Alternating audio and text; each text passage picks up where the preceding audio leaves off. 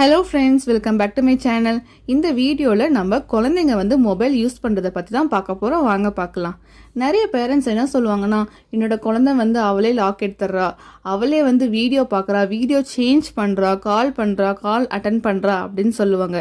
இதே 2 இயர்ஸ்க்கு அப்புறம் இதே அந்த குழந்தை செஞ்சது அப்படின்னா, எப்போ பார்த்தாலும் என் குழந்தை மொபைலே பார்த்துட்டு இருக்கான்னு சொல்லிட்டு கம்ப்ளைண்ட்டும் பண்ணுவாங்க. ஸோ குழந்தைங்க பார்த்தீங்க அப்படின்னா அவங்களே எதுவுமே தானாக கற்றுக்க மாட்டாங்க. நம்ம என்ன பண்ணுறோமோ அதை பார்த்து தான் அவங்க கற்றுப்பாங்க. நம்ம அவங்க முன்னாடி அதிகமாக மொபைல் யூஸ் பண்ணோம் அப்படின்னா அவங்களும் அதை தான் பண்ணுவாங்க.